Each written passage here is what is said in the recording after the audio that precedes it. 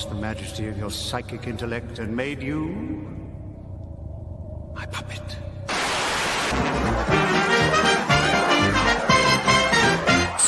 It's a bullseye! And here's your host, Jim Boyd!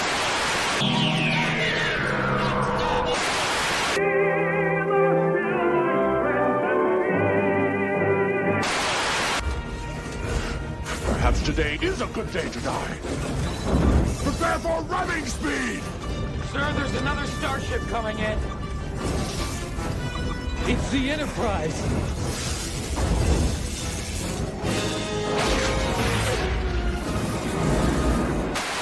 Bone, your shoulder bone connected to your neck bone, your neck bone connected to your head bone. Now hear the word of the Lord.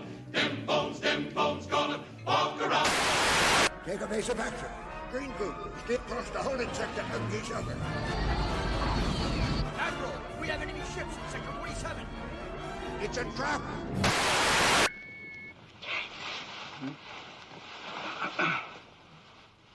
.007 Triple X. Bond, what do you think you're doing? Keeping the British end up, sir. Nobody does.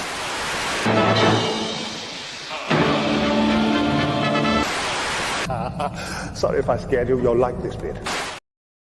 Yes, indeed, and yes, you will indeed like this. Oh man, my screen is over there. There you go.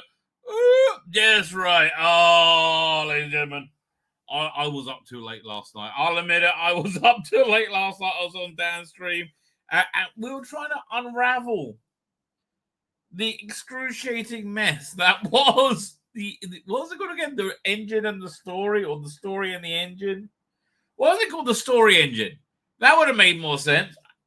It was. We will talk about this soon. But I'm knackered, right? Look. This is me, tidy face, right? I am. So it's gonna be a short show tonight. I hope. I always say that, and I'm always wrong, right? Always wrong, baby. That it's my title of my autobiography. The title of my autobiography is going to be Dirty Jew. Yeah, that's perfect, right? That's definitely the perfect title. So much writing I'd like to do. I'm so the trouble is I've got too much work on. Bit of a bugger, really, because I would really like to get some more writing done. I always complain about that, but I keep coming up with ideas that will make things better, and it annoys me. Like the whole barbershop thing. That actually something that could have really worked for Shooty Gatwa's Doctor, right? That would have been, but it should have been a recurring thing, not just shoehorned in 3 episodes before he regenerates. Oh man. So yeah, I am knackered. Also, my daughter has started her army service, not army service. You after you do your army service, they call you up again. Miller Women's called for like reservist, right? Her reservist service, right? Which is I don't know, analyzing stuff. But she said she'll only go if she could take her dog Lola, right? And we got the first pictures from the base, and it's exactly as you would expect, right? It really is. Let me show you. It's hilarious. Again, the fear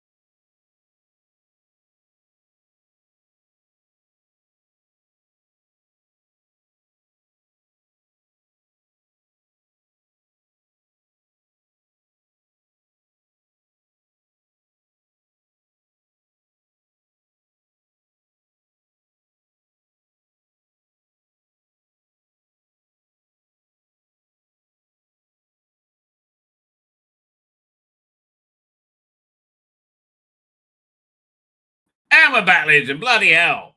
Bloody hell. Really?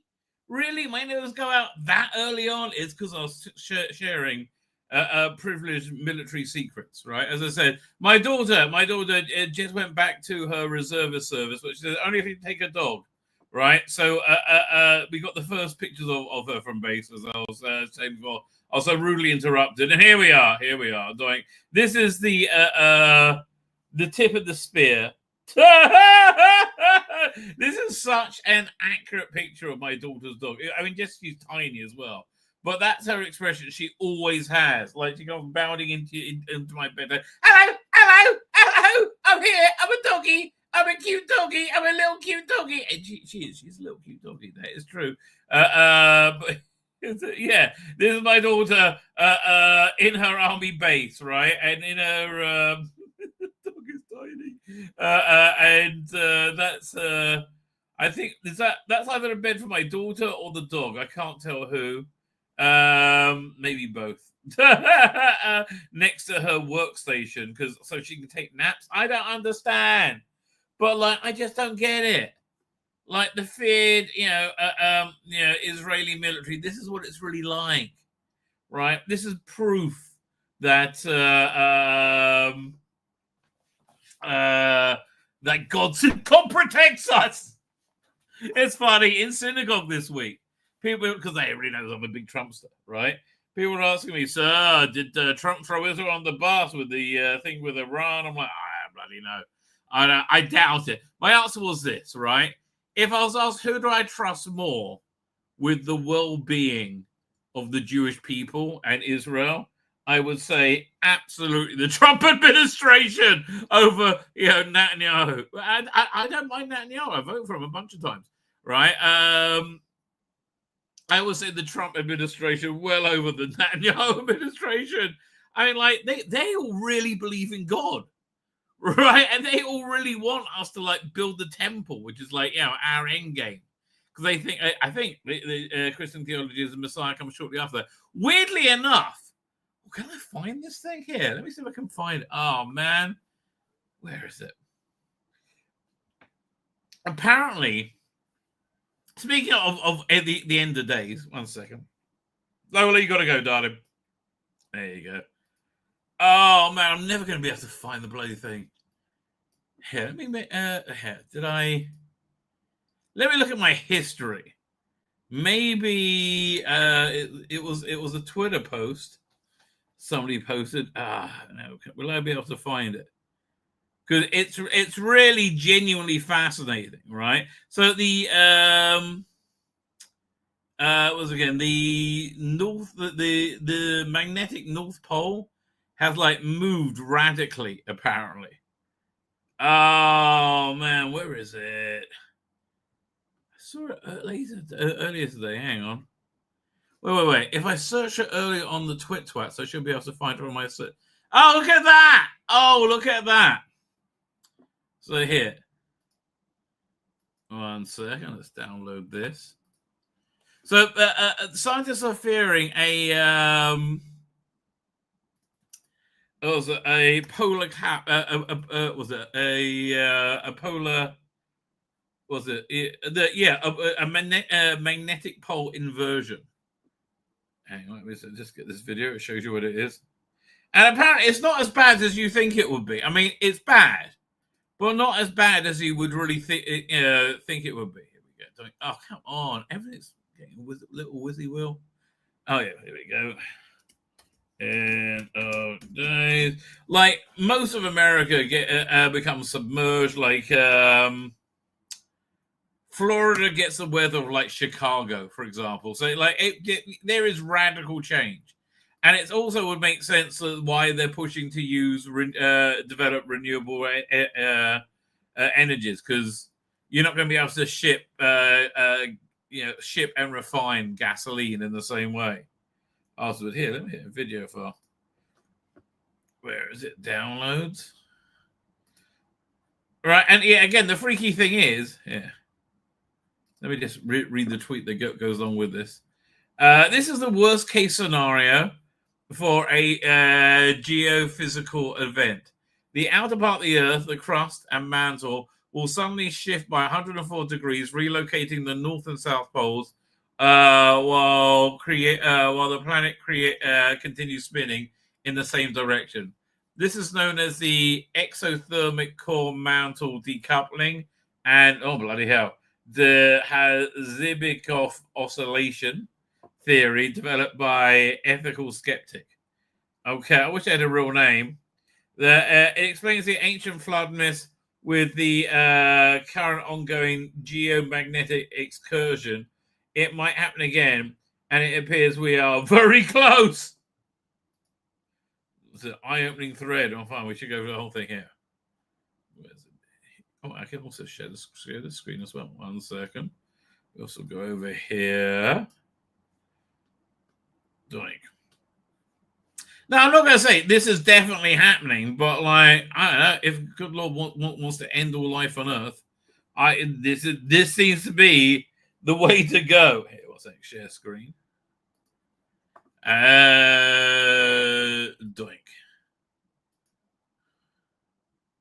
Oh, that's what we have them both on screen at once. So apparently not. Okay, fine. So, yeah, so this is what it looks like. Well, let's go back a bit so we see.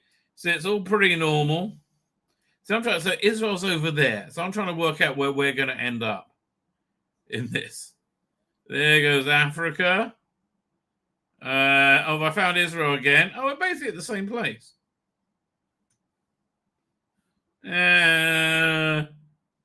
Yeah, but so that's what what they're talking about happening.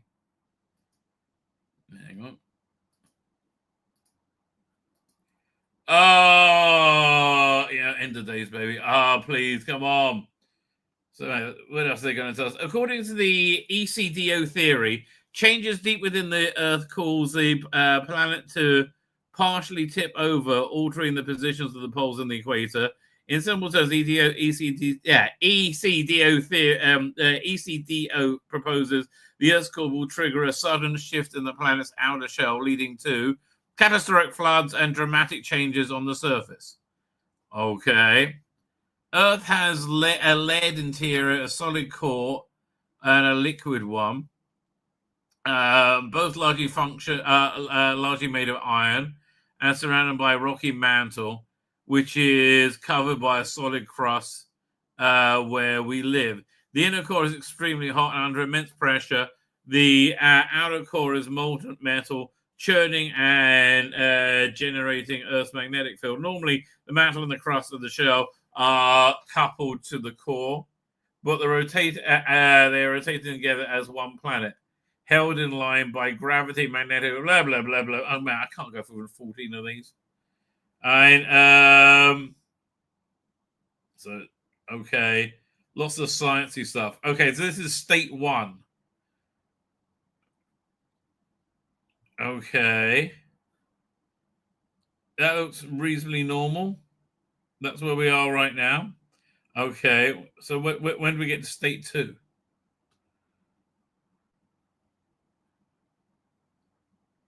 Fine. The Earth suddenly started spinning faster. Why records the shortest day begins. Okay. Obviously, state 2. Okay. The flooding pyramids. Fine. We've seen that. Books.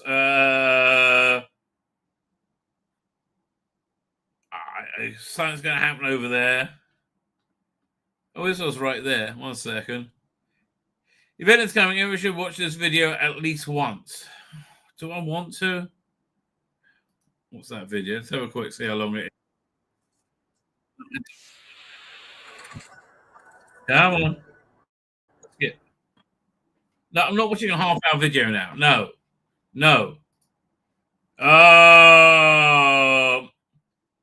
Okay, more. God, I don't know.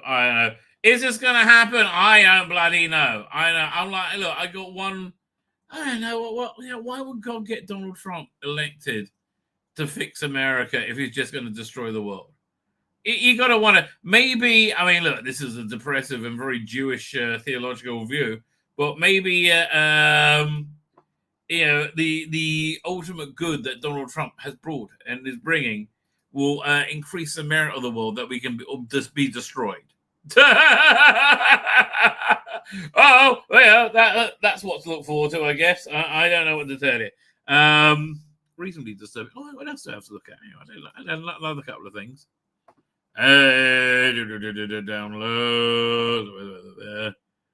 Oh yeah, we'll look at that in a minute. Peacemaker season 2. Oh yeah, let's ever see their teaser trailer. Didn't know that's out yet. Let's have a look. I don't get it. We saved the world. I thought everyone would finally treat us like heroes. Bring me Peacemaker. We haven't always been I mean, the first season was fantastic. First season just knocked it out of the park. great people. We are the 11th Street Kids. No one will ever break us apart. You ready for the next adventure, pal?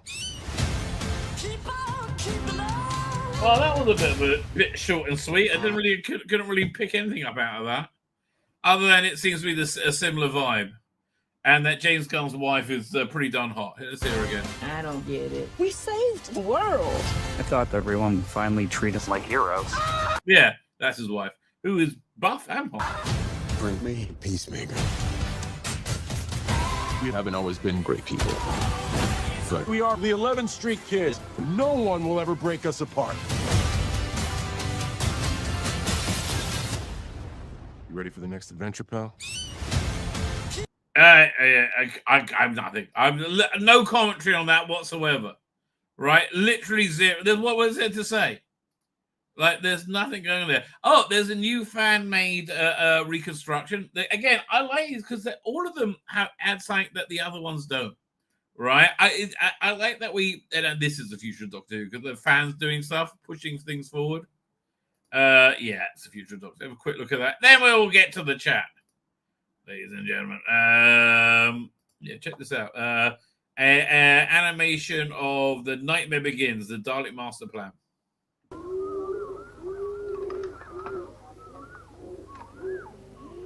Okay, do we...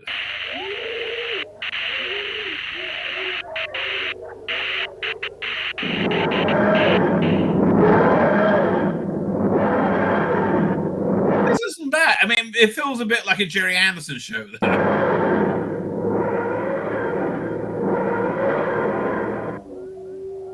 Speaking of which, by the way, the Dad's Channel on Thursday did a fascinating thing about the sonic screwdriver. I was just amazing. So apparently, the sonic screwdriver prop was the same prop all the way along for the classic series until they got rid of it in what's it called? Not Fourth to Doomsday. What's it called again?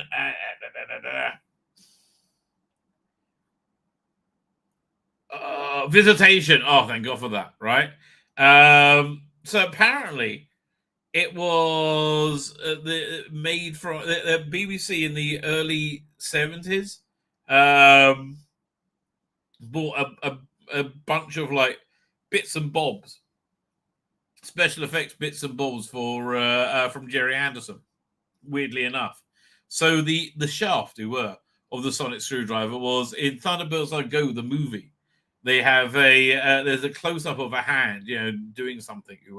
Cross with a shaft. And it was the thing that it was fiddling with, right? There's no way this is working out, right? And then the I was going to say the head. No, the top does look a bit. Was a microphone Captain Black was speaking into. But I just find it fascinating. They just use the same prop and they just keep like redecorating it. Like, I never liked the John Pertwee yellow with the black spiral on it, because I think my first time I saw it was probably the Tom Baker one, which was basically metal with a bit of metallic red, right, at the end of the top bit, the head, right. But it's so bizarre that this iconic sonic screwdriver prop that lasted, must be for like 13, 14 years. Just kept getting adapted. Was originally a Jerry Anderson. It blows my mind. It's better. Oh yeah, we're looking at this. Yes, Nightmare Begin. Oh, no, I'm talking about Jerry Anderson. This looks very Jerry Anderson.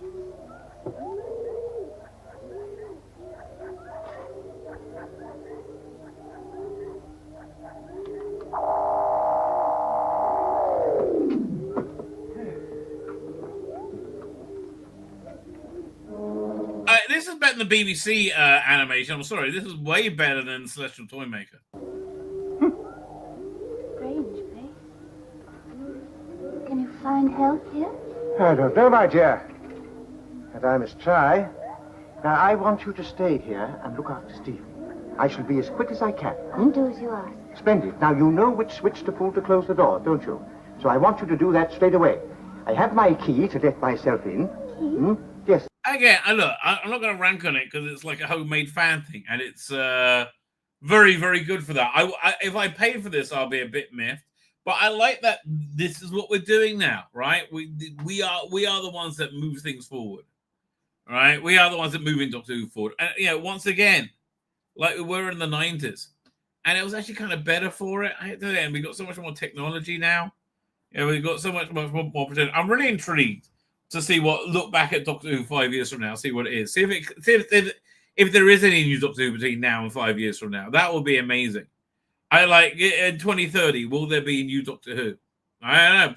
Or maybe we'll come back. I don't know. I've always been amazed that Flash Gordon and Buck Rogers haven't come back. Fine. Let us get to the chat, ladies and gentlemen. Oh, knackered, mate. Cream bloody cracker. That's me. There you go. Doink. Doink. Is this the one? That's the one. Here we go. Oh, it's on the cloud. You got to download, baby. Download the cloud. Oh, just try opening it, see if it works. The thing about it is, there you go, Verado. Look very good, darling, as always. The AI was a bit low res, so we're going to tell you. Yes, we thoroughly analyze this week's episode with science and report. It's unintelligible bollocks. Yeah, it is. It's unintelligible bollocks. Oh, and that's just amongst its problems, right? It has so many more than just being unintelligible bollocks. I tell you, if I have another child, I will call that child unintelligible bollocks. It'd be better to have twins, though. I could call one unintelligible and the other one bollocks, right? I just think that's fair and kind to do to a young child. Where are we up to? Oh, yeah, Frankie, AI Jukebox and more is it? How you doing? Mr. AI Jukebox, first one here today. I tell you, you can't. The AI is going to control the world, baby. It's going to, and they do say by 2030, like 80% of the jobs will be done now, going to be done by AI. Like, what does that mean for the rest of us? I don't know, but we're all going to be dead because the world's going to invert. Okay, it all works out okay then, I guess. Dan M is here. How you doing, Dan M? Odin is here. I'm dreading next week's episode. What? Because it's written by a quasi-pedo, groomer, self-mutilating, strange person. Yes. And that Russell gave her a job. And I'm saying her is right. It's just look. You got.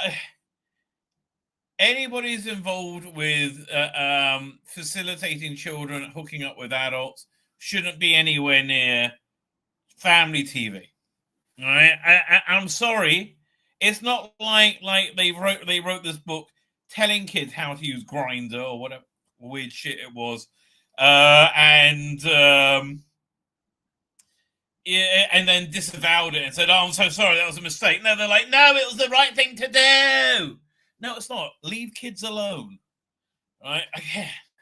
I mean, look, let's face it. This year, much like last year, but in a different way, it has just been a shit show. Just about every episode, they cry about the interwebs. Let's talk about all the fans. You had, let me think. Well, last night, they mentioned World Wide Web and said, did the evil word, evil. And then Lucky Day, it's all about him being that makes no sense whatsoever. He has this incredibly successful podcast that Ruby Sunday goes on, and they have no idea it's like an anti-unit podcast. How? That's not how it works. You, oh God, that's so stupid. And Pete Mateague saying in an interview, that speech from the doctor talking to the troll, that's just what I was want to say. Yeah, we know. Really, Pete? Really? What was the one before that? Was that the Lucky Day? The Well? What was the... was there any troll thing about that? You had the evil white troll from controlling evil white man from the first episode who, radicalized by the interwebs. And you had the fans in the in Lux. Yeah, it's been obsessed by the internet this year. Because maybe you're going to listen to us instead of being an adversary. Right? Maybe that rather than say, oh, we know better, we'll tell you what. And everybody said, fuck off, Russell. Right? Maybe do that. Stupidity. Absolute stupidity. So what are we up to? It's only just started. David Tennant woke. Oh, God, yeah. He's been slimed. And I'm really kind of happy about it. I'm sorry, but I am. I'm really kind of happy about it. Where we are. So OTS said hello to you. Archer Collin is here. That's Ivanhoe. Ivanhoe was was he the one with he an archer? No, yeah, he was an archer, wasn't he? Not William Tell was the guy with the crossbow. Right? I think. You know who would know? Archer Collin. He's very good at that stuff. Karen Fears. I think it was the worst episode ever. It was very hard to understand. I think the worst episode ever has to remain Orphan 55.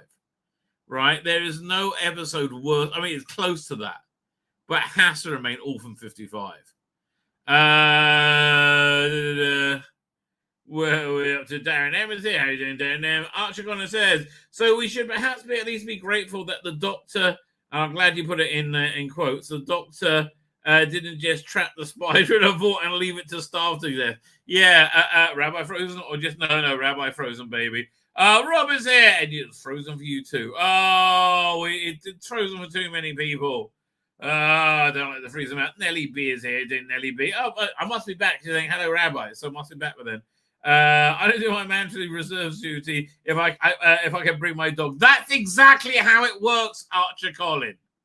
That's exactly how. I'm not fucking around with it. They're desperate for people as well because, like, again, they're. I think with the new White House, who are very into us eradicating Hamas in a big way, right? It's kind of like. It's kind of like the Southern Car plans for Dune, right? Well, I really like the William the new version. I'm looking forward to Dune Messiah. I didn't like how they changed the stuff they changed from the books because it was one of the few books I read before I saw the movie. No, I saw the what's it? I saw the David Lynch version first. So I take that back. As John Wick said, don't mess with the dog. Climate Grace will be screaming for what? What did I do? Talking about this. Yeah, but I don't think it's anything to do with climate. I think it's the wrath of God, right? I think that might happen. Your screen stopped. Oh man, I'm sorry to hear that. Did it work for everybody else? Polar solar activity, which apparently is climate change. Okay. But like the poles are moving. That's the really freaky thing. 1 second. Magnetic north movement. Yeah, it's gone a long way. It's not like. Hang on. There you go. Apparently it always moves, but I'm now trying to find the picture of it, which actually shows you how far it's gone. It's like a long way. It's moved like hundreds of miles. Oh, no, it's eating up my system resources. Here it is. I don't know if I picked up. Yeah, no, this is. Oh my god, it's killing my system. Wow. We can just hit 1 second. I know how to do this. I can do this as well. That way. Doink. Save the image. Image saved. Now, 1 second. Oh, here it comes. There we go. Where are we up to? Now I've totally lost where I am. Oh, yeah, sorry. Rabbi, I'm going to ask you to step aside for a second.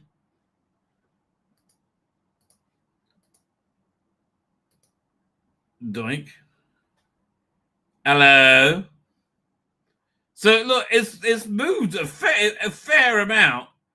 So that's where it was in 1884, 1831, and it's gone a fair way. Let's be fair there, right? It's just had this massive, big, massive movement. Well, this is over 100 years, but like in the last, I don't know, since January, it's moved a lot, which I just find weird, right? I just find strange. Like, speak of strange. There you go, Verada. Thank you. Thank you for calming down pulses or warming up again. The Southern Polish shifts all the bloody time. Yeah, but no, didn't we just have the the electricity in a couple of countries get knocked out by something like that? On actual event rather than just pole shifting. How adorable. I found it interesting, right? And Dromat requiring him to reboot as well. No, didn't I? Don't have to reboot again. That would be bad. We're doomed, I tell you. Problem being says it won't happen. I trust him. The Earth and other planets are held in orbit by bike-land electric currents around the sun, where they reach an equilibrium when the solar system settled in position. Really? I didn't know any of that. The massive thing through the global warming narrative. Quick, find something new to scare them with. Yeah, you might be right there. Oscar. You see, this is good. It's always important to be able to to dialogue things rather than monologue. Yeah, okay, fine. It seems less freaky. Now you're all telling me to calm down. I'm like, well, okay then. Oh, Probs, you missed this. I'll bring this back up just for you. My daughter has been called up to reservist duty, but she said she'll only go if she can bring a dog. Right, I know I just showed this, but it's so funny. So this is my daughter on her army base. She lives on the army base with Lola. She said, I got to bring Lola, right? So yeah, and here it is, tip of the spear. No need to worry while they're monitoring. Although they did actually bust like one of the most wanted people. And there you go. That's how it all happens. That's the exciting hub. Lola just makes you laugh. She does. I'm sorry. She just makes you laugh. Lola.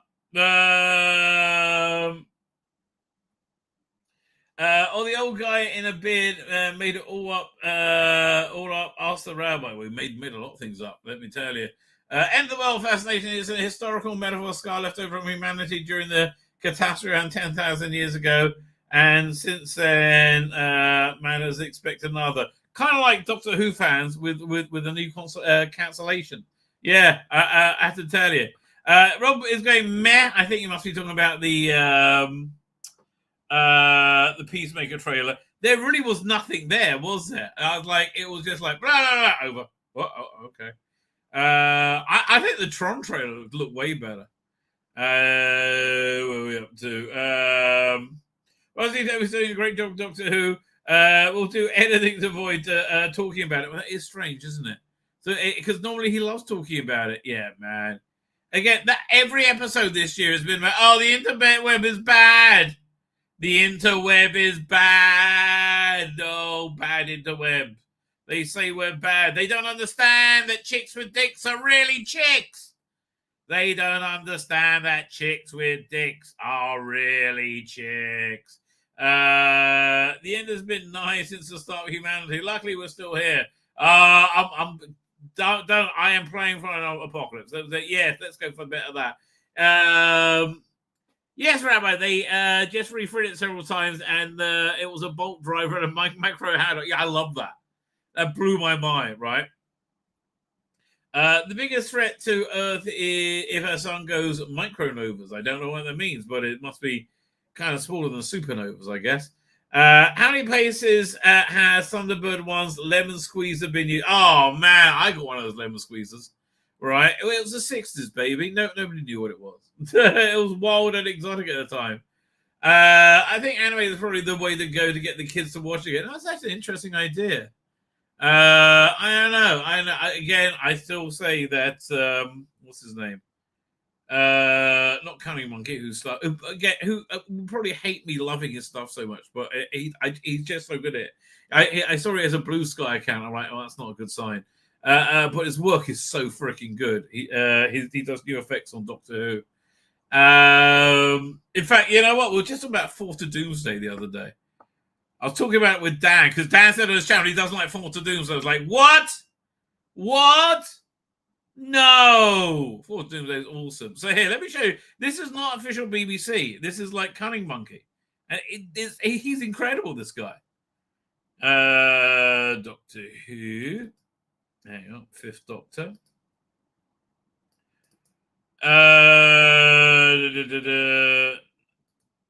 Fourth to Doomsday. But where's the new? Oh, is it in this folder? Hang on. Might be. Oh, there you go. Fine. So here, this is the original effects, which I just find distractingly bad. Oh, really? It won't. This video uses a unique codec. Follow these steps to go. Do I want to convert it? It's not really worth the trouble, is it? Maybe I'll go on here 1 second. 4 to Doomsday. Cricket ball rescue thing. Is that hey? Oh, is this the right one? Yes. Oh man, excellent. Let me download this. Don't get me wrong. It was fine for the time, but I find this distracting because it's so obviously fake. Share screen. There we go. Download. Doing. And it's a lovely idea. Was it coming? Hello? Hello? Anything? No. We'll try that again. Open. I do like the idea of him using a cricket ball to save himself. Right? It's very well written. But I mean, like, it's a ropey effect. Let's be fair. Ropey effect. And it gets more distractingly ropey. Right? But still, I think an absolutely lovely idea. So here's the new effects, which again I find fantastic. Genuinely fantastic. Where is it? Here we go. It's be episode 4. It's episode 4, I think.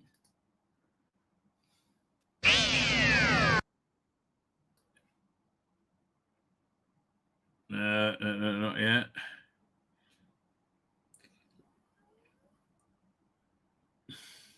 Oh, here we go. Hang on.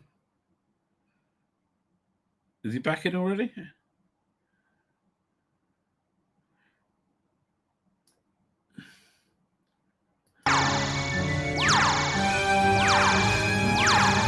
Again, and the ray gun effect's better as well.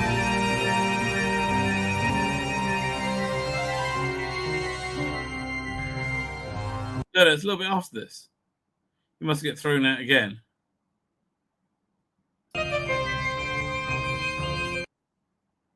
Yeah.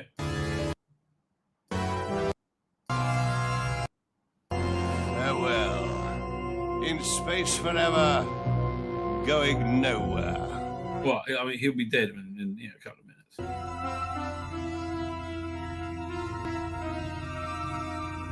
Okay, let's just have the bit where Doctor works out how to get himself out of that. What? We must get a line to him. There we go. I'll have fun over here. But again, this is just so much better. It's so you're not drawn out of it just because the space field is better. And he's hovering around more.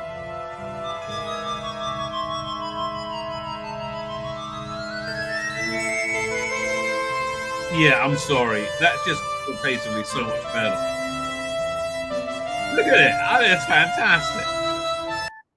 Yeah, again, that's why I like new effects, because I find the old effects oftentimes just distract me. So, yeah, but not him. The guy did the Celestial Toymaker. Whatever his name is. He's very good. Jonathan Cox there. Hello, everyone. Says Jonathan Cox. As is Kieran Kahali. Hello, Kieran Kahali, if I'm pronouncing your name correctly.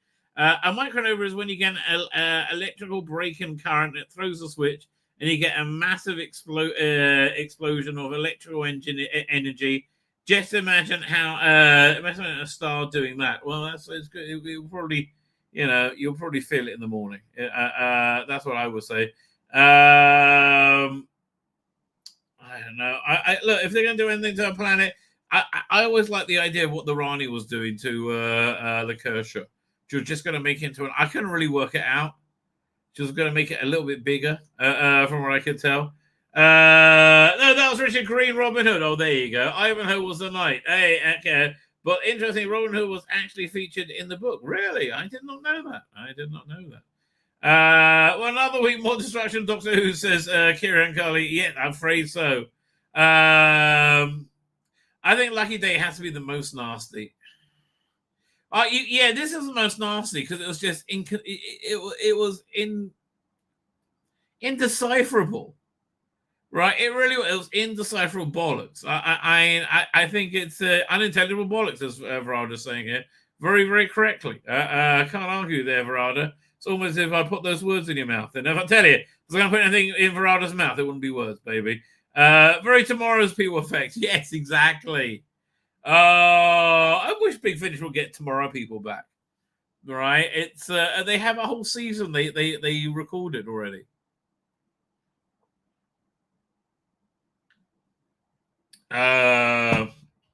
Chicks with Dicks, I call them Transformers, says AI Frank AI Jukebox. Well, you know what? Each your own, baby. Each your own. So Doctor Who was on last night. Wasn't very good. I think it's the headline. Let us do a deep dive review, and I might have to turn the subtitles on, because that's another thing. I can understand a lot of it. Right? The accents were just too thick. And look, it's what is that? The episode of Janet Ellis? She was in Fort of Doomsday? Really? I didn't know that. Now I remember Sarah Green being Attack of the Cybermen. That still brings me into a sweat, let me tell you. And Faith Brown, who they both very, very, very distracting. Although again, yesterday I started talking about the Romans, right? Oh man, I love the Romans. Two things you must know about the Romans. One, that the Doctor is off his face on some kind of Scarosian or Mondasian crystal metal ketamine, right? Then it makes so much more sense. He's always giggling himself. He's totally off his face. Second thing is, Ian and Barbara are so fucking each other in that episode. Oh my god. And thirdly, Barbara as a Roman slave, massive masturbatory fantasy. Three things you must know about the Romans, right? All of the things are true. What can I tell you about last night's episode? I don't know. Didn't really make much sense. It kind of fell apart and got boring often. I described it as being overwritten and underwritten at the same time, and having absolutely no connection to any part of British culture.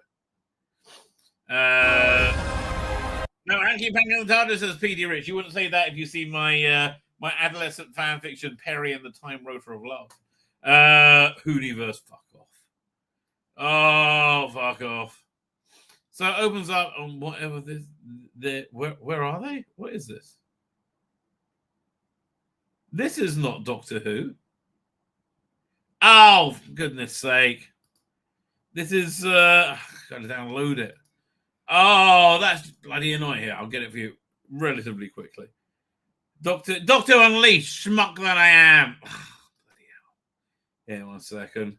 It's going to take a couple of minutes to download. Really? I can't believe I did that. That's so dumb of me. Hang on. Doink. I was like, what is that? That is not Doctor Who. I know, I saw it, and it didn't look like that at all. Not the slightest, baby. No. Okay, fine. So it's 2 or 3 minutes download. So the what amongst the central problems of the episode last night, and there were many. The part of the DNA of Doctor Who is its Britishness. There was zero British culture in this whatsoever. Right? This is Nigerian culture. And there was no link to it whatsoever. It's one thing going on a travelogue and seeing other cultures. It's essentially what James Bond did in the 60s when people couldn't travel as much as they can now, right? Or much they used to be up to 5 years ago. However you want to look at it, right? So but dropping you in a foreign culture in something that's just completely foreign, it's I was lost. There was no tangible connection to anything that I could make out. It wasn't Doctor Who. It was a Nigerian Doctor Who reboot. Second problem with the script was a lot of time the exposition was just unintelligible and given too quickly, and it glossed over. And again, I couldn't really understand a lot of it because it's got lots of very, very, very thick accents. Right. I love how the way they offended this. Asserted this was authentically Lagos, but filmed in Cardiff. That's the other thing to say. Look, there's not all cultures are equal. Not all cultures are developed to the same level, and Nigerian culture is. I hate to be the way to say this, but it's the accurate word: inferior to Western culture. Right, you can see by the lack of social services and infrastructure, and how people aren't trying to break into that country, right, to live there where they are into England. And again, I'm not saying they're worse than anybody, but these cultures are not equal cultures. The central idea of the Doctor going to a barbershop, I thought, was a good one. But it would have worked much better had he did it in his first episode. Freshly regenerated or bigen or whatever bullshit it is. Says, I've got to get a haircut. And they could have had that as a fixture going back and forth to through his whole run. And then it would have been well like the stakes would have been real. Right, and there was just zero stakes. I just didn't care about anyone. I thought the actor who played the villain was very good. I think if Kieran Coley says, I think this is Doctor Who. If they think this is Doctor Who, they're absolutely delusional. They are absolutely delusional. I mean that is the truth. They are absolutely delusional. I mean, it is a sad melee. Of the world we live in today. Fine. So let's start getting into a deep dive review. Hooniverse. I can't stand the Hooniverse. So they're opens up in a barbershop where they're getting a haircut, and telling stories is evidently the barbershop, thing. You have a window there that reflects a story that is being told. Here, can I turn the? Oh, I can't turn the. Here, what's it? Maybe if I open the file. Yeah, 1 second. Let me try something technical.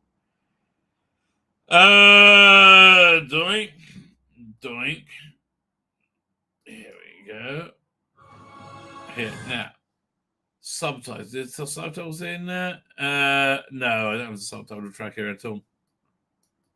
So forget it. Okay, fine. I'll just have to try and remember what the hell's going on, which is going to be tough because I didn't really know what was going on. So anyway, this is his barbershop. He's getting a haircut. And he's telling a story, and the story gets like represented in sort of Africanish art in the window, reflecting what he's saying. He said there was a big fire, and suddenly the doctor turns up and puts out the fire. Right, and he tells the story, and there's 3 other people listening to the story, and that's basically what you do. But and the evil barber says, "Yes, that's very well, I think," and he's it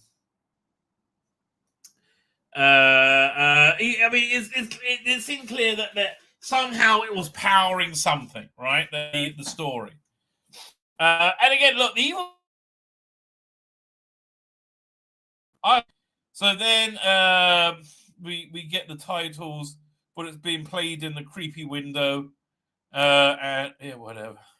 Oh, go away. Again, if this whole title didn't look so much like a series of anal sphincters, it probably would have been a better idea, right? The queer era. But I thought TARDIS did his hair at the same time it changed his costume. Actually, they mentioned that. That's exactly what the next was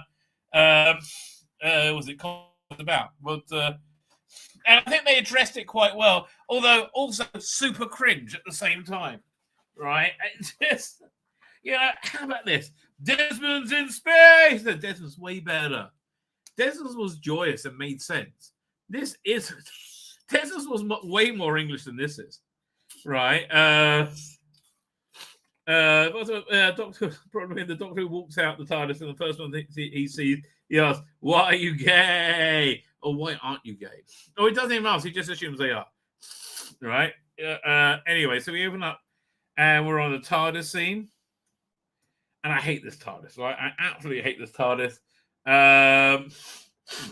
And so they say he's aiming for Lagos. Because there's a barbershop he likes to go to. And then Verizon seems to ask the question, wait a minute, but the TARDIS does your hair for you, right? Well, yeah, what's going on? I said, no, because this is very important. He said, this is the first time I've had this skin color, right? Which he contradicts himself about halfway through this episode. Where he says, this is the first time I've had this skin color. And sometimes I'm not accepted on some parts of the world. So I like to go where I am accepted, which is the barbershop, right? It's a culture, it's a ritual, which I like. Again, had they made this part of Shooting Out with the Doctor throughout, I think it would have been much stronger. I mean, one of the criticisms about this is it's way too big a story to cram into 45 minutes, right? It could have actually been a whole season. I think it probably would have been much better as a full season, frankly.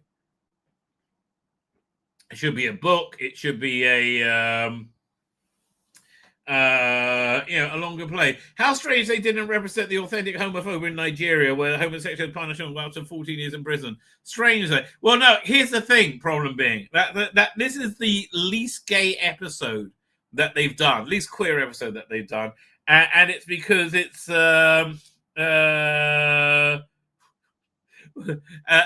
It's because they're dealing with a Nigerian culture, which is very, very homophobic, and you can't have both. You can't be black and gay. You can't do Nigerian culture and queer culture, right? Because essentially, if you do that, then he's regenerating by being thrown off the building by Islamic fundamentalists.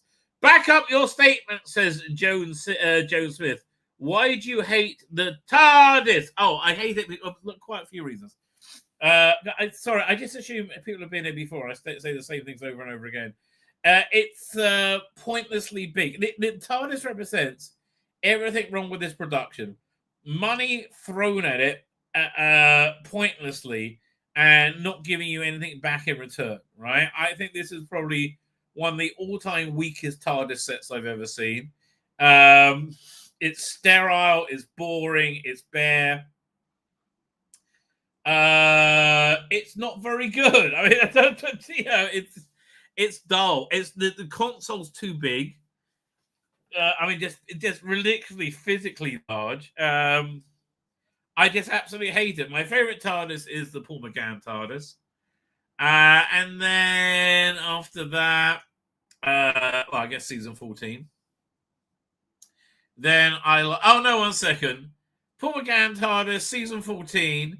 Then Capaldi TARDIS, followed by the Matt Smith version of the Slane's TARDIS, followed by the Tennant and Eccleston TARDIS, followed by the original Hartnell, followed by Troughton, followed by Sylvester McCoy, Colin Baker,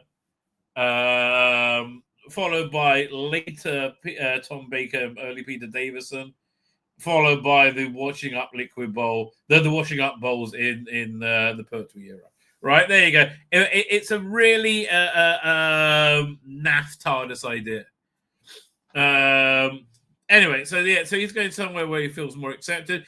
And again, I think that's valid. And one of the criticisms that he Ilian Ants, clearly an intelligent and talented writer, very new to this medium. Now, I'm a big believer that TV really works best is when you're churning them out, right, really too quickly, right? Like Star Trek Next Generation, you got gold after gold because they just had to keep churning out. And also in Classic Who, you got we got to get this script out, right? He spent over a year on this, and I think it was too long. It went stale.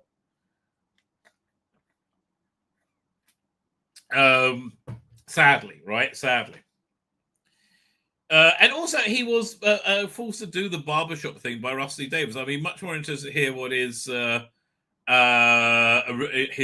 original ideas were, because he's very much being pigeonholed into being a black writer writing about Nigeria, right? So they do the Vindicator. I hate the Vindicator name as well, because you know he's going to say I've been vindicated at the end, right? He says stay in I can't remember why she stays in TARDIS. Oh, now he says, I'm going to get my hair cut, right? Because I tell you, he has no gravitas as a doctor, does he? He really doesn't. Like when Tom Baker smiled at you, you felt like the universe was smiling. When he smiles, it's just like you feel like a smug little git is happy with himself. Oh man, and I was so on board for his casting. Mind you, I have to tell you, the guy who played the villain, he would be a great doctor, right? Brother See-Through, I think, is fantastic. She is the relentless high spot of this entire era. So yeah, it says I was going to people around more liked. So I'm going to get my hair cut, right? And out they go into this Lagos set. And it's like, hey, how you doing?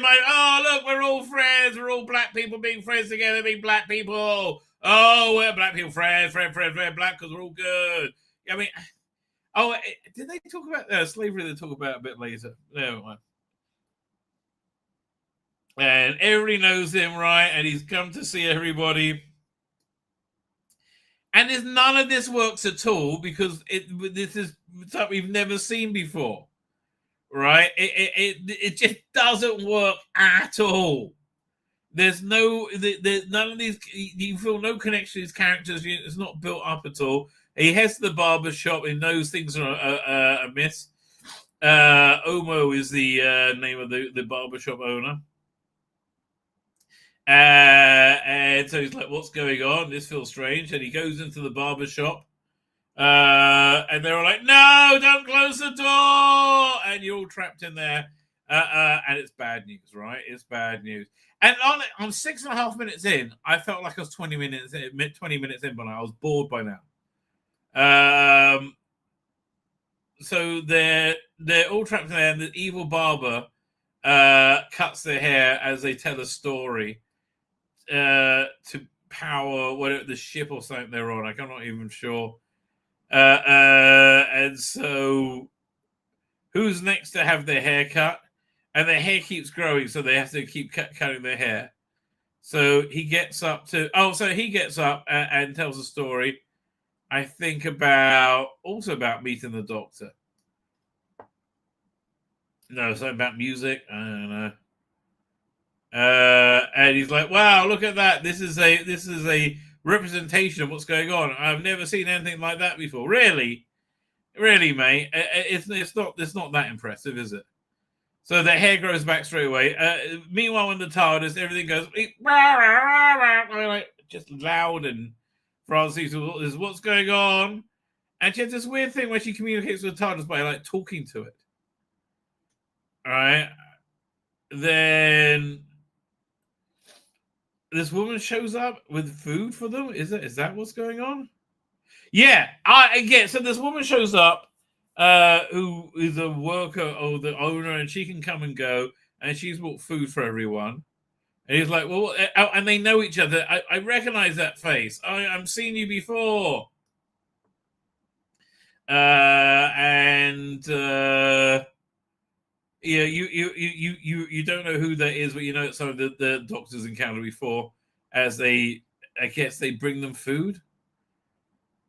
And so now it's his turn to get his hair cut, and it's like the thing they put over you so you don't get hair on yourself is like magically constrains him, and he tells a story. Yeah, I tell you, he's really just not very intimidating, is he? Should he go? He just really genuinely isn't. And if I was playing this, you would hear the accents. You can't understand a bloody word anyone was saying at this point. It must be doing it in click language. All right. So he tells a story about his bestest friend ever, Belinda.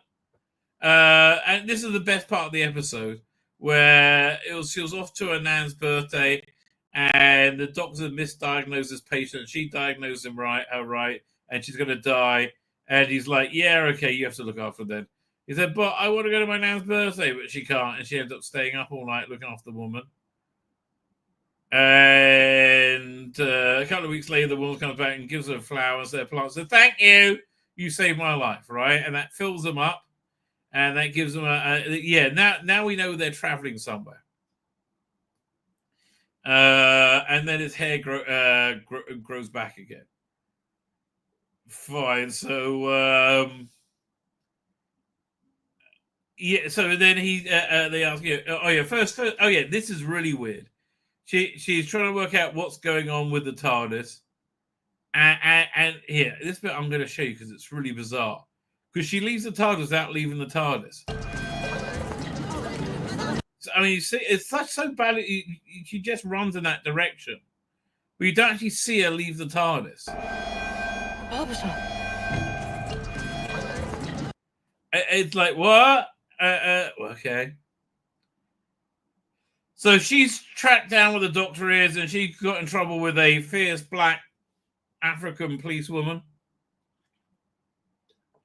She's broken something, and doctor's like, no, look, we got to work out what's going on so we can get out of here. And so this is again a high spot of the episode visually, where he opens the door and they all get sucked out. Got it. Yeah, again, he's so shit. Like, really, Shooty, why are you so bad at this, right? The barber pretending to be an African king or prince again? No, it's something else. Yeah, just got to transfer the money. But this, again, great affection. I wonder how they did that. Maybe they had a rotating set. But they did it very well, right? I mean, this is a good effect shot.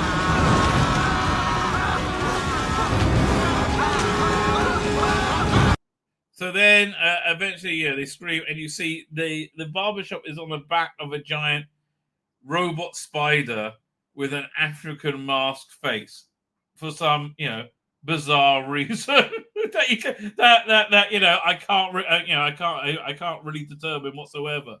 Even after watching it, I can't work out, what this thing is, how it works, how it travels, or what it's even supposed to be. It looks very cool, though, right?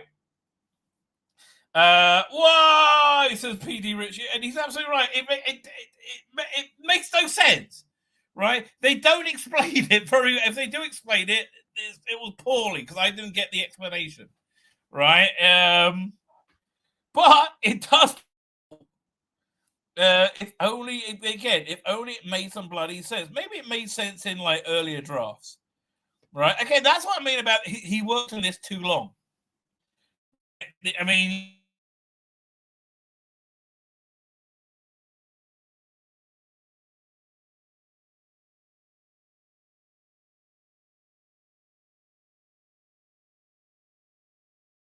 How experienced you are in other mediums, the first thing you need to do, the dig at the internet comes soon. The first thing you need to do is write a story without any personal agenda in it whatsoever that just does what the story's supposed to do. His first story shouldn't have been the big African story. It should have been a good, solid story. And let him work up to this. Right? So, yeah, they all survive. And she, Verada Sethu's looking for it now. I mean, with a Belinda. And they're like, what are you? Oh, he says, I'm Morpheus, I'm Loki. And goes through all these different gods that who he is. Oh, no, not yet. And so Belinda walks in. No, we're trapped. You're trapped in here as well now. And yeah, there's some kind of history between the Doctor and that woman, and I don't really know what it is. So so now we have the big thing about who are you, right? Again, he doesn't look like the Doctor, and it's not because he's black; it's because he lacks otherworldly gravitas. Look, being the Doctor is a very layered role. Again, Tom Baker. Take Tom Baker as the archetype. He was friendly, detached, Olympian, wise, worldly, unknowable to a great different, right? This is the queer bloke from the pub who's like, I am the only gay in my village. And that's who he's like. He's just like, and also he's too into himself. He's like, oh, I'm so pretty. So yeah, he's like he goes through the different like gods that he is, and he's so powerful. And then Shooty says, "No, you're not. You're making it all up, right?" And again, I'm really not really sure what's going on. So he doesn't like being made fun of, and so he starts cutting his own hair. And he tells him his own story, right? Apparently, he was a servitor to the gods, and he builds this like, how would you describe it? Like this story web where stories from different cultures interact and they can coexist somehow, something. And you do get the Lux name checked in there. Right, and he worked for all these gods. He was originally mortal, and then he built this giant spider which travels the story web. Right, he called it the World Wide Web at first, but then it's like much more terrible. Became called the World Wide Web. David Gatwa, that's how he plays it. Another dig at the interwebs again. Russell and the entire production team. Stop crying because you've made shit. And people like me said that's shit. And we're not interested in your shit. Right? It's not our fault. Everybody told you. Everybody screamed, no, not Doomsday. Don't do Doomsday. Don't do Walking Down Floors. Don't do Yasmin Finney. Don't do, queer Doctor Who. We all screamed it was a stupid fucking idea. And now it worked out the exact way we all knew it was going to work out, right? Now it's all our fault. Excuse me, you're just a twat, Russell. Right? You're a moron twat that's fucked Doctor Who by not realizing that you're niche programming when you should be mainstream programming. What the BBC used to do when it was good, it would make programs from small niche audiences like this one, right? And it would look after those small niche audiences. But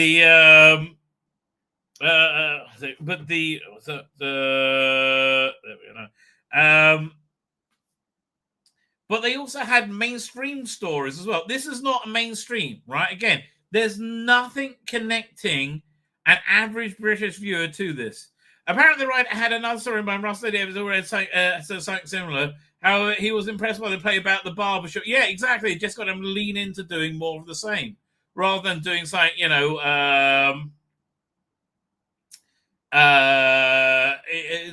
something that I think he should have gone with his creative instincts.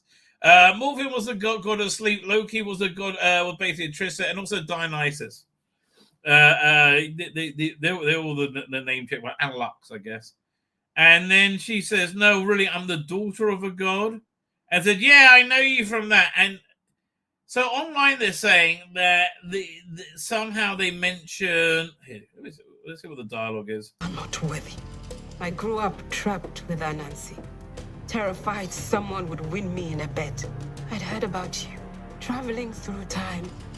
Yeah, so he was supposed to save her or something. And he remembers it. Now, keep in mind, he said he wore a different face. And keep in mind, he said earlier, he's the first black doctor. And this is the doctor that ditched her or something, right? She's the daughter of a god who was powerful and got ditched by this doctor. He said, "Well, I was a fugitive at the time. God, bloody, I mean, again, go from non-doctor to non-doctor. It's unbloody believable. And like, what? Why would you bring this shit back? This absolutely because you don't want to listen to a fucking thing that the audience tells you, and you're surprised the audience said goodbye. Right? We all said en masse, the Timeless Children is bullshit. We don't care. We don't want to know about this. Everybody turned off, and you're like, no, you're all racist. That's why you don't. You're just racist. It doesn't matter. That doesn't make sense. You're just racist. So here she comes back again. Like, you don't rescue this storyline, right? You drag yourself down with it, right? Everything post-Capaldi is fanfic, which is why it's been written like fanfic and none of it makes sense. Again, literally, the doctor said he's the first doctor with this face, and then this was the doctor that met this woman, and it's implied they were lovers or something, right? And again, I have no idea who his character is or what her motivation is, or even what she said. Let's see if she can understand what she's saying. Oh God, that is what he's told you. That he's going to become everything that he hates and despises, and you believe him. He would not lie to me. Okay, fine, whatever. So he's using her power or something, right? I'm saying a lot because it just doesn't make any bloody sense. So now she starts to think he might not be on the level or something. Oh, so now she tells her story about black slaves. Now, the reason I find this reasonably objectionable is that Russell Davies and his ilk, right, the woke ilk, they will have you believe slavery is a unique evil afflicted on black people by white people. No, it's not. Slavery was afflicted on black people by black people quite a lot more than it was by white people. I'm sorry to tell you. I know this doesn't really work with your white guilt, but slavery was a universal thing. And again, most white people bought their slaves from black people. They were the number one supplier of slaves. So anyway, so this is a story of how the brave, stunning and brave women would continue their would tell their stories in the weaves in their hair, and they'll tell different stories, so they would remember stuff and they would continue their culture.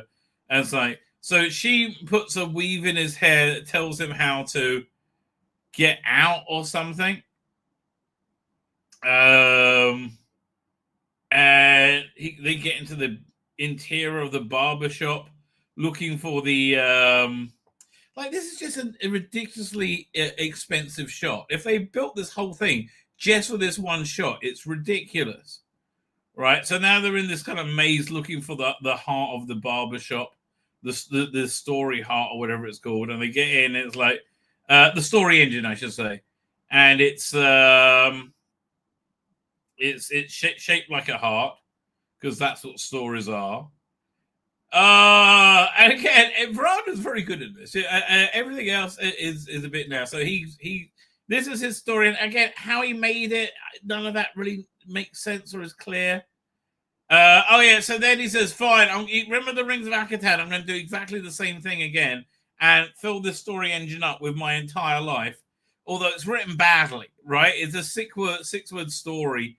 I am born, I die, I am born, right? That's the story. And then we get lots of member bearers and a bit of Jody. Does it? Oh, Ecky Thump, whenever anybody needs any help, I'm there for them because I'm the doctor. No, you're not. If they said they voted Brexit, you'll tell them to fuck off, right? Not that you'll be able to help anybody with anything. I'll remind you, it took you a TARDIS full of 8 people to deal with one lone Dalek and an hour worth of TV.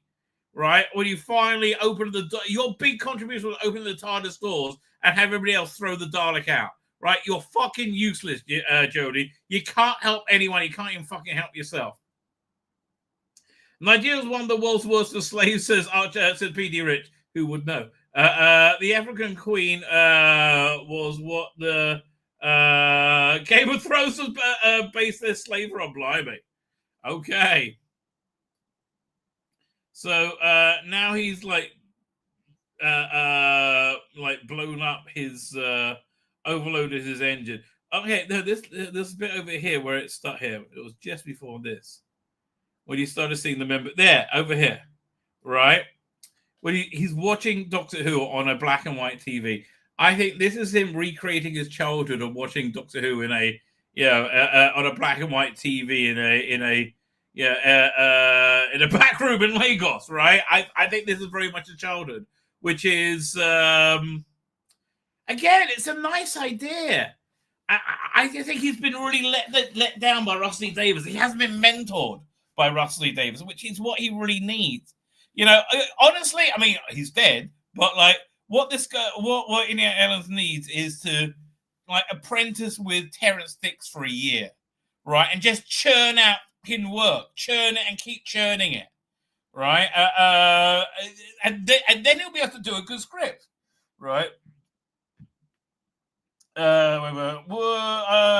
Archie Collins said, I would recommend an old Sargonov Akkad video called The British Crusade Against Slavery to anyone who believes in narrative. Exactly. Oh, man, thank God for things like the Lotus Eaters, right? They really are. I mean, okay, who's more shit in this day and age, Doctor Who or Keir Starmer? I don't know. It's a close run thing, isn't it? It really is a close run thing. Oh, man.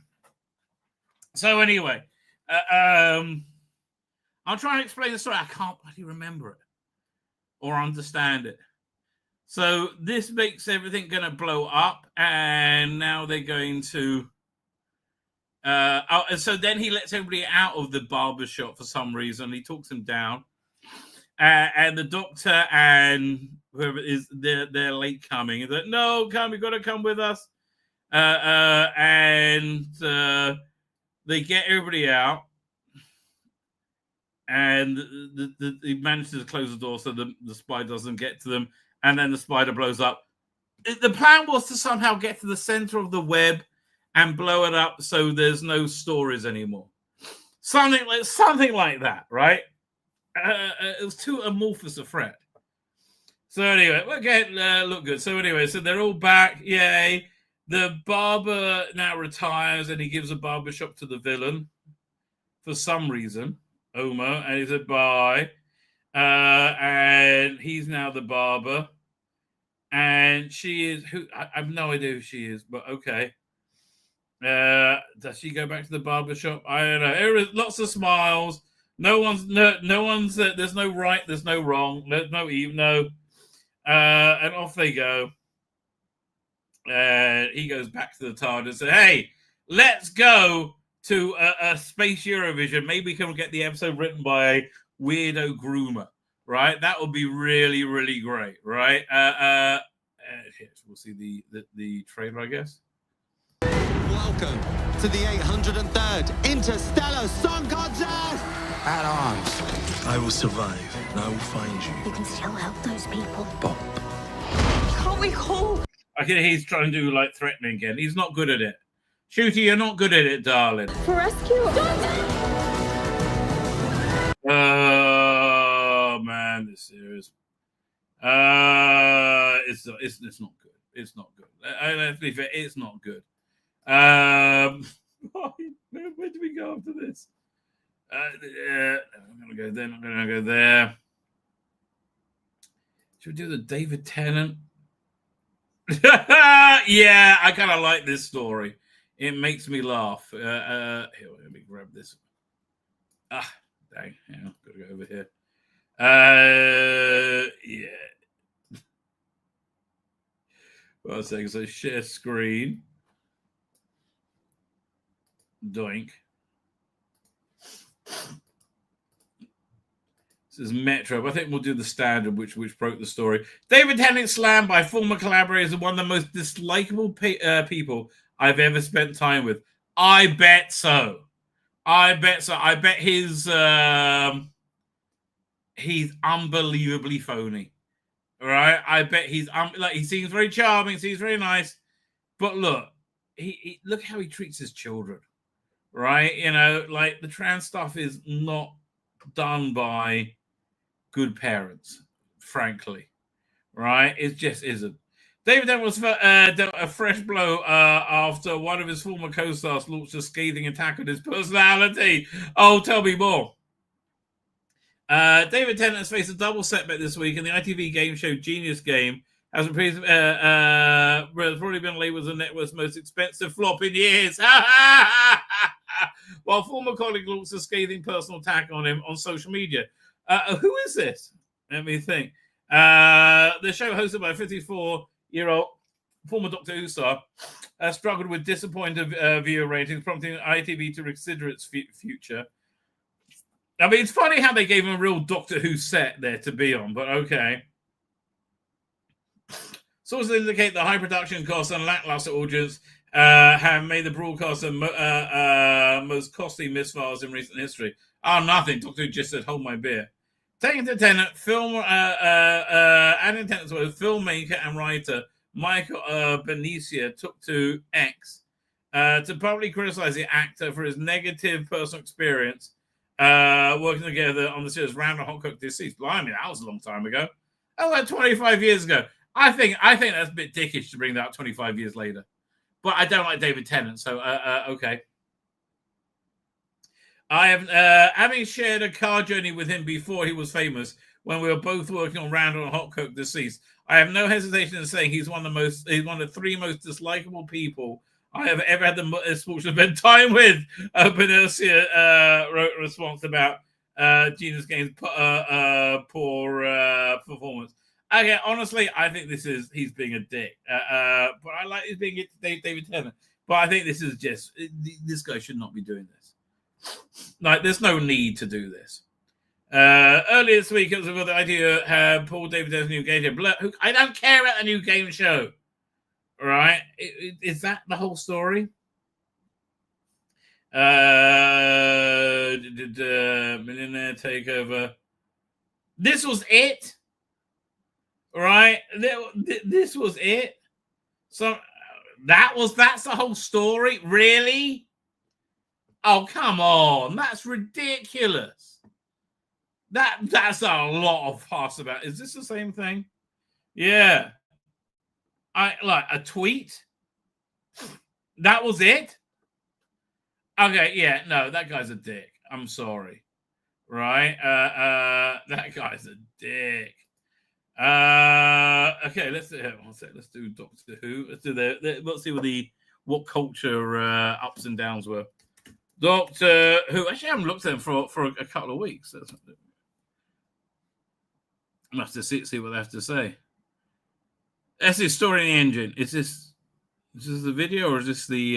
Here we go. Ups and downs. Up. Inuit Elms. Is it up? I don't know. Because look, again, I really don't put the failure of this episode at his door. I think he was an inexperienced television writer, and he should have been given a lot more direction than he was. He spent way too long on the script, and it sagged and it showed. Right. Well, in a welcome new addition to the Who Universe, I agree. Delivering the story that for the first time this year doesn't feel like a Doctor Who episode we've seen before. Yeah, it does. Well, no, it doesn't, because it doesn't feel like Doctor Who in any way, shape, or form. Right? Obviously, it shares DNA and some cast members with Adams' 2019 play. Adams seamlessly adapts the original play into something more Doctor Who-y, using again, this was just a mistake. They should have had him write something, not up about it. Ncuti Gatwa? No. He was shit as ever. Ncuti Gatwa was one of the major all-time failures of this era. Ncuti has never been as good as the Doctor. No. Ncuti Gatwa has never been as good as the Doctor as he is here. I think this chance would be better than saying Ncuti Gatwa has never been good as the Doctor. Has Ncuti Gatwa ever been as good as Doctor as here? He wasn't that good there, right? This showed up his weakness. No. No. This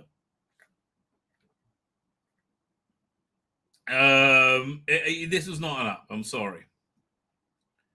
So I will say the first two ups are really downs, right? So it's 6 ups and 4 downs so far. The Barber up. Yes, I agree with you. He was a really good actor, really interesting actor. I would like to see more of him in other things. I think one of the few good things about the era of woke is we have been introduced some fantastic new actors. What's it called again? We saw the trailer for it earlier. The Peacemaker had who was it? It was a guy who played the Higher Evolutionary in Guardians of the Galaxy 3. Really, really good actor, like a stage actor, but bought it for screen. I really like that guy. Can't remember his name though. There's and the other one is the guy who plays the Doctor in Star Trek Strange New Worlds, who they kind of butchered his character in the second season. But again, an actor who I find effortlessly watchable, right? That's the thing. But when he spoke, I was transfixed, right? He was able to deliver pretty much every line well, right? So yeah, I think he was excellent.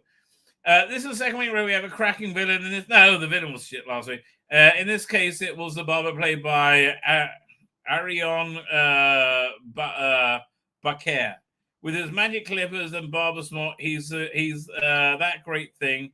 A Doctor Who villain that takes the everyday and makes it magical and terrifying. There's also a second week in a row the Doctor is forced to confront a villain who believes they're owed something. The Barber believes he's owed credit for all his work he did, spreading the myths and legends of Anansi, Loki, and the other gods. Oh, that's his motivation. I had no idea. See, that means in it's not an up, right? To the Barber, the gods don't exist without him, and they won't give him recognition for his work in his story. Oh, is this maybe Rusty Davis saying, "I'm not getting recognition"? No, I don't think so. This episode about power, community, and shared mythology. Yes, I thought that was a good thing. Yeah, okay, so I'm going to agree with this up, right? Up, the spider and the web. They look good, but they were designed poorly, right? But Adams goes one step further, adding a poetic flourish to the web being spun from the blood of a god. What? See, I had no idea of that. Otherwise, I think Inuit Adams has a real gift for poetic metaphor, and then one of the most striking is the Barber's nexus, or World Wide Web. It's an idea of visual shorthand for the idea of how we're all connected by our shared stories. As viewers, we instantly understand what's at stake. I'm sorry, I didn't understand at all. Right? Because we all know that to cut the gods out of the web will cause the whole thing to collapse. I actually tend to agree with that point. But Adams goes one step further, adding poetic flourish, or the web spun from the blood of the god, growing outward from a small wooden box as it connects the myths and the. See, I don't understand that at all. Of the gods grew stronger. It's a beautiful depiction of power of the stories and how they bind us together. It nearly is if it was realized properly. Right, but I'm going to say, look, this is enough because I think this is a bold and interesting visual image. I think that gives it up. Down Lagos. Why is it Lagos as a down? I'm interested. Okay. Having briefly filmed in South Africa during the Jodie Whittaker era, it's slightly regressive about the hustle and bustle of West African city in South Wales. Oh, please, it worked. Shut up. It would have been pointless to fly to Lagos to make this. Plus, I don't think the security is particularly high there. Right? The map of the Braves, no, that's not an up. That's a down. Right? I didn't like that at all. For all the story in the engine deals with myths and legends of multiple cultures. No, it doesn't deal with multiple. It deals with one culture. The end of the climax is rooted in folk memory, the more down to earth. Once Abena discovers the Barber's true plans, Abena, right? She's the woman. She plots to give the Doctor the information he needs to access the story engine. What follows is a stunning sequence aided by evocative black and white animation of the story of a freed slave who hid maps of their geographical pointers in their braided hair. Okay, fine, okay, but again, I still think the referencing, recent slavery, it's disingenuous. Down, the fugitive Doctor, you're dumb. Again, especially said, I haven't been black before, and now it's like, oh yeah, now I'm black. The surprise revelation that Abena was engaged. Oh yeah, so they were dating. Right, the surprise revelation that Abena was engaged to Joe Martin's Doctor. Thank God I'm reading this. It's answering what the hell's going on. And not shooting at was 15th is a nice touch. No, it wasn't. The cameo honors Martin's position as the first person of color to play an incarnation of the Doctor by placing her within African folklore. Sadly, however, it follows an unfortunate pattern of all Martin's appearances post-fusion of the Jadoon. Just like the Matrix version, the splinter on the planet on time and the hologram and the power of the Doctor. This isn't Joe Martin playing the fugitive Doctor for real. She's playing an echo of Ncuti Gatwa's 15th Doctor, but they don't remember them. But not really apologizing to Abena for the incarnation who actually jilted her. Again, I hated that they were lovers. Well, fuck off, whatever. Other stories of the future Doctor might be finished one day.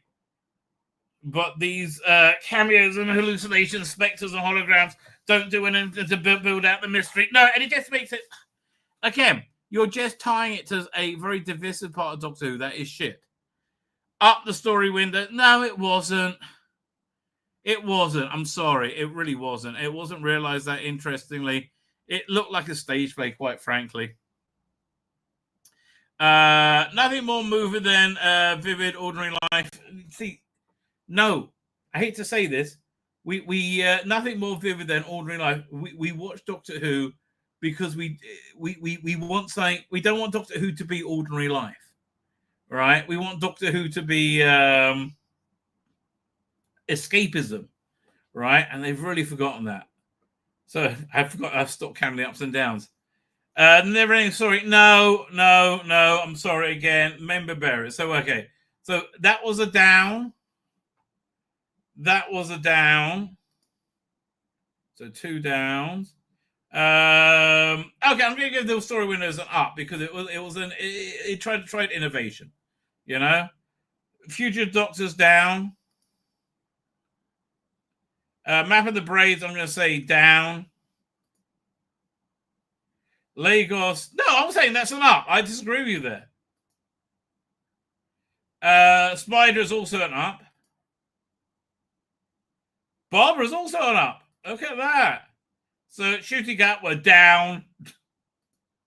Anyway, Adams sadly are down. So 6 ups and 4 down. 6 downs and 4 ups, I would say, rather than 8 ups and 2 downs. Sadly, right? Sadly. Let's see what Bleeding Core has to say.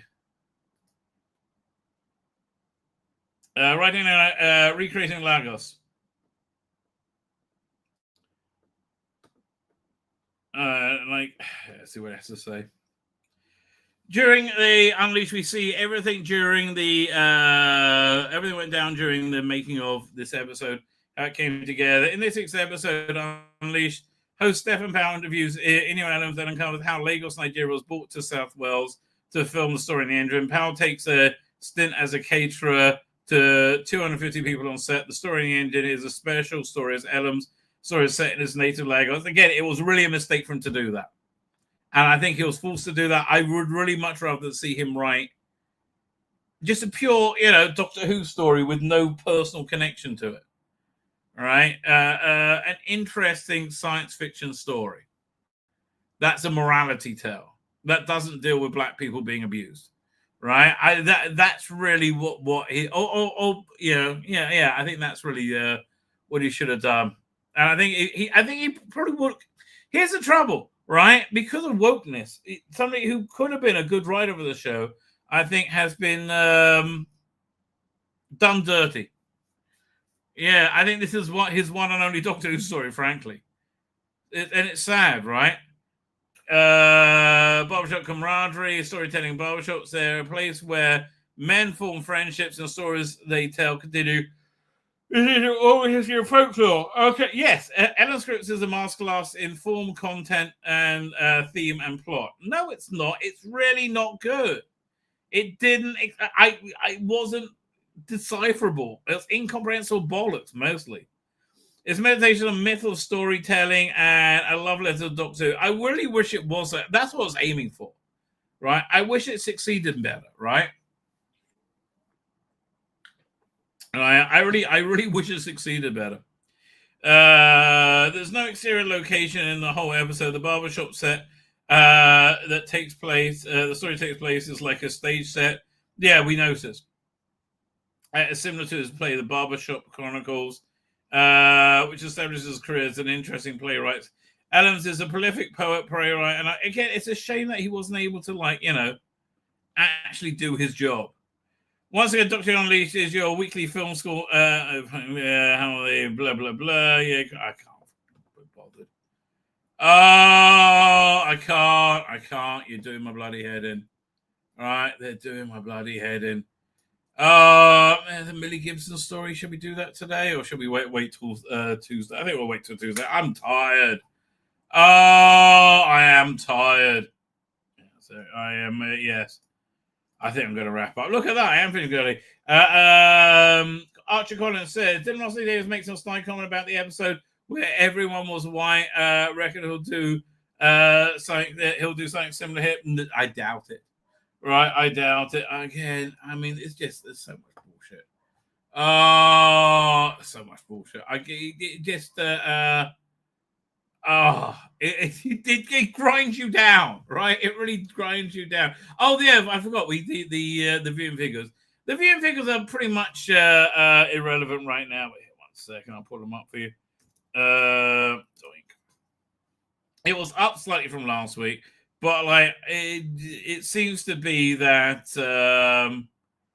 the quality episode. It's got to a point now where the quality episode is somewhat irrelevant. Right, it's just if you're on board for Doctor Who, you're on board. If you're not, you're not. Right, so let's have a look. And we got the 7th day for what was that one? Lux. What's episode 3? Episode 1 was the Robot Revolution. Episode 2 was episode 2 Lux? Yeah, episode 2 was Lux. Episode 3 was... I can't even bloody remember. Really?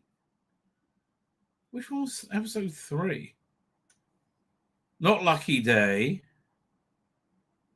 Yeah, it was so much easier when you had like Cybermen. You go, oh, it's the one with the Cybermen. One Doctor Who episode guide. Oh man, really? Hang on.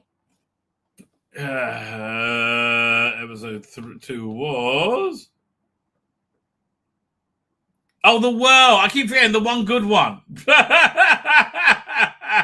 Man, they should get those people. Is it Sharma, Angel Warfall, and Amanda Brody?